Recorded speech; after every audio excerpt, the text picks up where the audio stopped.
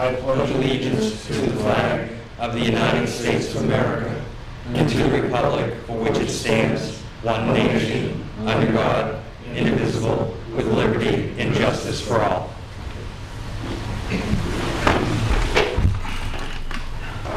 Next order of business is to approve minutes of our May 14, 2012 work session. And I think we've all had a chance to review those during today's work session. I move the minutes of the May 14 work session be approved as written.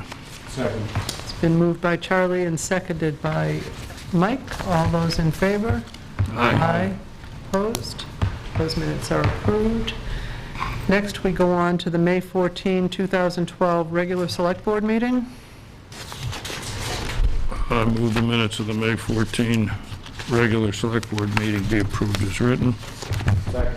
Been moved by Charlie and seconded by Mike. All those in favor? Aye. Opposed? Those minutes are approved. Announcements. The Select Board will meet on the following dates. Regular meetings at 6 p.m. on June 11, 2012 and June 25, 2012. Work review sessions prior to the regular meeting will start at 5 p.m. All of the above meetings will be held in the Town Hall unless otherwise posted. Weather observations for the month of April are available in the Town Hall. Citizens wishing to be listed on the Selectmen's agenda should notify the Town Hall before 12 p.m. on the Friday before the scheduled meeting. One sad announcement, retired Plymouth Police Chief Don Young passed away over the weekend, and there will be a memorial service for him this coming Friday at 10 a.m., and that will be at the Rumney Baptist Church. Okay, first appointment this evening, PSU, appointment of full-time police officer Craig Baird.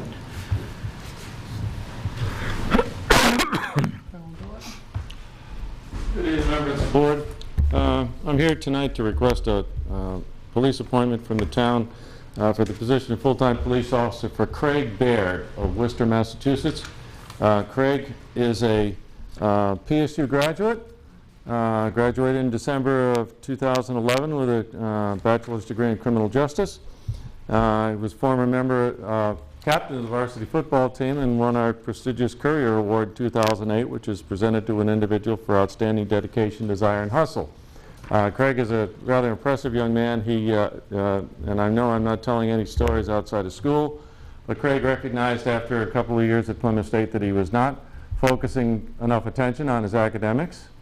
And he decided that he needed to step out of school for a short period of time, grow up, and come back to school and focus on what he needed to do to prepare himself for a future career in law enforcement. And I think that really stood out to all of us during the search process, that he was very straightforward about that.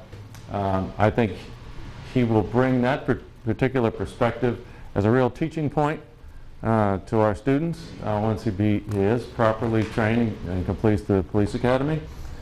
Craig has completed all our hiring process as required by the university system in New Hampshire, which is identical to the town of Plymouth. He met last week with Chief Lefebvre, at which time I think the chief laid down the law and made him understand what the town's and the university's expectations of him are in the future. So with that very short summary, I'd like to request that the board approve this request for an appointment. Craig would be here tonight to introduce himself and probably blush a little bit for probably his first experience standing up at a town meeting, but he got married last Saturday. So he is trying very hard to get a little time in with his new bride before he starts a brand new job. If the board has any questions, I'll be happy to address them. When will he start? Today was actually his first day in a pay status, but he probably will not actually be performing any duties till at least next week. We have a number of orientation, and he's got to go on a field trip down to Massachusetts tomorrow to the uniform store to be measured for his uniforms and equipment, body armor, and so on and so forth. He will, throughout probably the next 2.5 months, work only when accompanied by a fully certified police officer on our staff. and our hope is that he will attend the police academy that starts in September. I believe it's September 17th. I see that he's, okay, he will attend the full-time police academy, according to Frank Cocciarella, starting on June 11th. We thought that was going to occur, but like many police officers in New Hampshire, he failed one portion of the physical agility test today. He was 3 short on the sit-ups, so the Police Standards and Training Council approves a temporary certification with very strict limitations until the person actually begins an academy class. So he will go back to Concord to retake his physical agility test in mid-August. If he successfully passes at that time, then he will begin the academy on September 17th. Thank you for helping me to recall that, Val. I appreciate it. Okay. All right. Do I have a motion to approve his appointment? I'd make that motion. Second. I think I heard Mike first, so I will say that it's Not been by much. moved by Dick and seconded by Mike that Craig Baird's appointment as a Plymouth police officer be approved. All those in favor? Aye. Opposed? All right. Thank you very much to the members of the board. I appreciate your attention to our request. Thank you. Thank you, Colonel Doyle.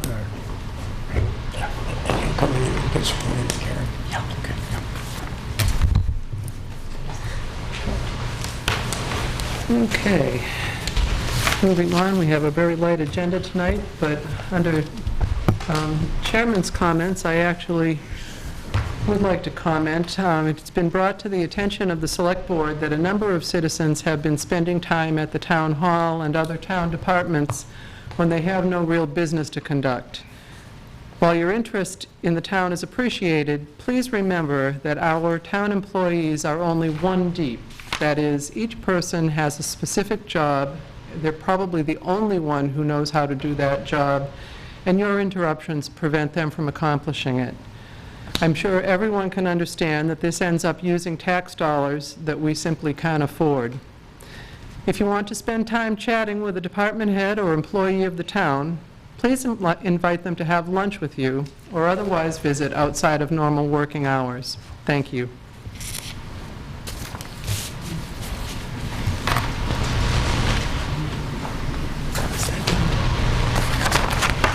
Okay.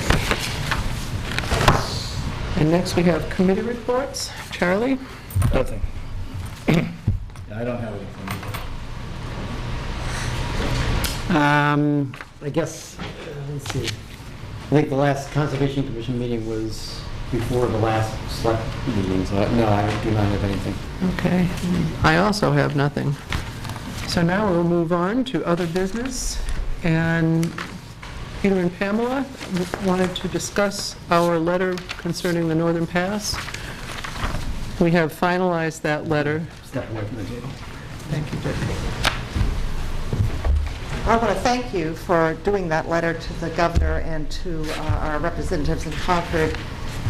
What I'm here to talk to you about tonight is the results of your vote at the last meeting. We weren't here at the last select board meeting where you voted, from what I understand from watching the video, that you voted against writing a letter to Quebec. Is that That's true? correct. Okay, what I'd like you to ask you to do is to reconsider that, and I'm just going to give you some facts or some reasons to reconsider that decision. We have a friend who is part of the opposition to Northern Pass, who is a lawyer and lives in Columbia, and he keeps track of the real estate transactions between the agents of Northern Pass and the people that live up north. And he's telling us that they are selling property up there to Northern Pass. And there's a real possibility that they're going to get the first 40 miles by buying the real estate that they need. So it might come down to the fact that if we're going to stop Northern Pass, it's going to be from Groveton south, that we are the people that are probably going to have to stop it. So I just wanted, I think in the letter that we're proposing that you write, is that you give them the indication that we have got over 4,000 petitions signed by people in New Hampshire who are opposed to Northern Pass. There are over 30 towns that have passed either a rights-based ordinance or some sort of non-binding ordinance saying that they're opposed to Northern Pass. So recently, Thomas May, who is the CEO of NSTAR from Massachusetts, who's just merged with Northeast Utilities, came out and said that it was just a bunch of special interest people, just a few special interest people that were opposed. And I think it's important that they hear that it's more than just a few special interest people, that over 4,000 people have signed petitions, towns have passed ordinances, and I think that message needs to get back to Quebec, because I think what they're hearing is NSTAR, Northeast Utilities, PSNH give them one message, and there's quite another side of the story, and that's us as the communities that are opposed to Northern Pass. Also, I have a copy. This comes from the website, Hydro-Quebec's own website, and this is the three requirements that they have in order for, three criteria that they must have before they go forward with a project. Number one, it has to be a profitable project, has to be environmentally acceptable, and favorably received by local communities. And we are a local community that's going to be affected by Northern Pass. So if we don't favorably accept it, I think they need to know that. And I think they need to hear it from all the towns that are opposed to Northern Pass. And several towns have already written their letters to Quebec. And so we're hoping that you will reconsider and agree to write a letter as well. I really can't see any downside to doing this. But, you know, if there is something that I don't know about, that's fine, but I don't know what that downside would be. So I will give you the letters. I mean, this is Hydro-Quebec's own website. And if I can answer any questions. Thank you. I do have a copy of this already.